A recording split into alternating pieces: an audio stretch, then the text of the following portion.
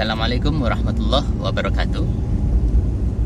Bismillah walhamdulillah wassalatu wassalamu ala rasulillah Sayyidina wa habibina wa syafi'ina Muhammad ibn Abdillah wa ala alihi wa sahbihi wa man tabi'ahu wa wala. Amma ba'du. Para pemirsa yang dirahmati Allah, alhamdulillah, pada kesempatan siang sekali ini kita kembali lagi berjumpa di dalam media video singkat ini. Dalam hal ini saya akan berklarifikasi, menyampaikan apa yang sebenarnya terjadi melalui kronologinya sampai kepada akhir yang diviralkan di media sosial itu. Berawal dari sebuah diskusi di dalam grup yang mengatasnamakan, yang kami beri nama Brigadir Aswaja, di mana di situ teman-teman bersama-sama, termasuk guru-guru saya, juga berkumpul membahas beberapa hal tentang kemaslahatan dan membahas juga beberapa mafsadah yang ditimbulkan di masa-masa ini, di mana kita ketahui latar belakang daripada apa yang sempat diviralkan itu, dan sesuai pula yang diwawancarai wartawan setelah pertemuan kami bersama beberapa pengurus Ansor, yaitu saya menjelaskan beberapa kronologinya. Akan tapi sepertinya tidak dimuat di media. Dan juga yang perlu diketahui adalah beberapa hal yang tidak sesuai penulisan di entah itu Detik.com atau di media-media lainnya. Makanya dari itu saya memberikan klarifikasi melalui video pribadi saya ini supaya diketahui dan dibuat maklum. Kembali lagi kepada cerita yang tadi, yaitu di tengah-tengah diskusi kami, di situ kita anggap di sana ada beberapa pikiran-pikiran yang liberal, di mana itu sangat membahayakan sekali terhadap kelangsungan agama Islam. Di mana panjenengan, kalian, antum semuanya ketahui, pada saat ini Islam ketika berpegang teguh kepada kitabullah, berpegang teguh kepada kitab Allah dan sunnata Nabi sallallahu alaihi wasallam, itu langsung dicap sebagai Islam radikal, Islam sumbu pendek, Islam pemarah, Islam dan lain sebagainya. Hal-hal yang negatif dicapkan kepada Islam, dilabelkan kepada Islam. Sebaliknya, ketika wacana, pikiran, ideologi yang meskipun itu menyudutkan Islam sendiri, meninggalkan akidah itu sendiri, meninggalkan manhaj itu sendiri, itu serta-merta dicap sebagai pasti Islam rahmatan lil alamin, yang disebut dengan Islam toleransi. Dan di situ kita ketahui bersama-sama mereka berada di golongan Islam liberal, ya, yang berpikiran bebas, tidak mengetahui, tidak mempertimbangkan apa yang ada di dalam kitabullah dan sunnatul Rasulillah. Yang penting sesuai dengan pemikiran mereka sampaikan.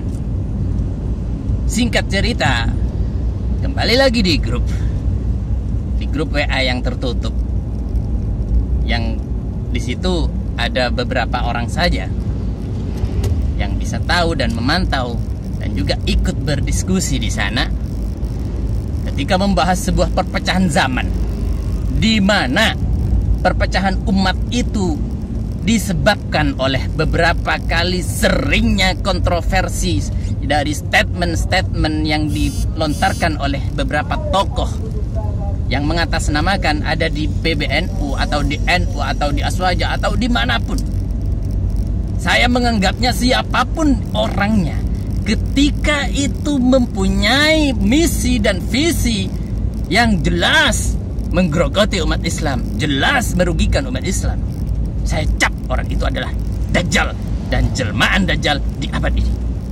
Siapapun itu dari pikiran saya, itu dari analisa saya, dan kami semuanya seperti itu.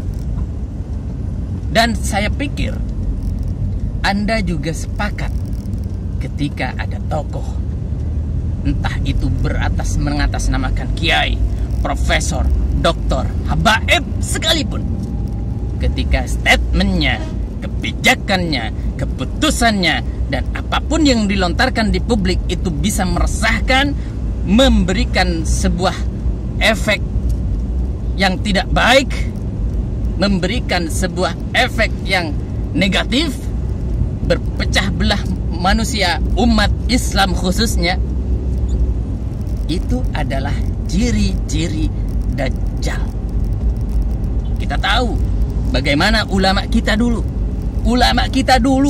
ulama kita salafus saleh sangat tidak mau sama sekali menyentuh kesepakatan, tindakan, kebijakan yang di situ terjadi sebuah khilaf. Kenapa? Karena kehati-hatian mereka, kehati-hatian beliau untuk menghindari fitnah.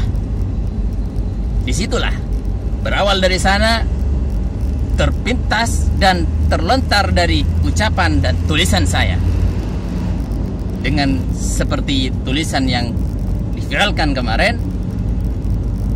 Dan waktu itu pula si kawan liberal kami, lawan debat kami, memposting, men-screenshot, kemudian dibingkailah dengan foto-foto kami, alamat usaha kami, pekerjaan kami, dan dipublikasikan secara umum. Maka sebenarnya dan sebetulnya itu adalah langkah yang sudah menyalahi undang-undang teknologi informasi informatika. Itu adalah undang-undang yang mudah sekali kita jerat. Tapi oke, baiklah, kita lihat perkembangannya. Kita lihat dulu dari awal, kita amati situasinya seperti apa. Berikutnya terserah nanti kita seperti apa. Para hadirin, para audien, para pemirsa yang dirahmati Allah, dari itulah kita mengajak kepada seluruh umat Islam, komponen masyarakat semuanya, bagi anda semuanya yang berada di kalangan awam, ingat dan pesan saya, bentengi akidah awam. Jangan serta-merta karena fanatik tokoh, jangan serta-merta karena fanatik figur membenarkan segala macam cara dan pikiran. Katakan yang sunnah itu sunnah, katakan yang wajib itu wajib.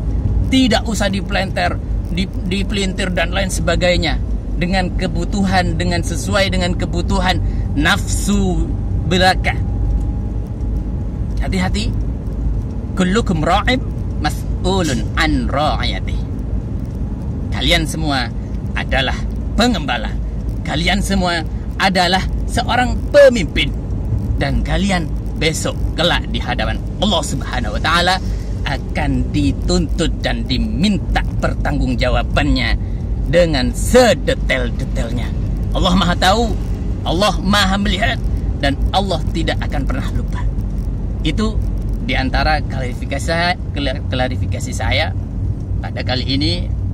Semoga kita bersama-sama bisa melangkah sesuai dengan apa yang diajarkan Rasulullah SAW, menegakkan amar ma'ruf nahi munkar sesuai dengan kemampuan kita masing-masing dan sesuai dengan bidang kita masing-masing.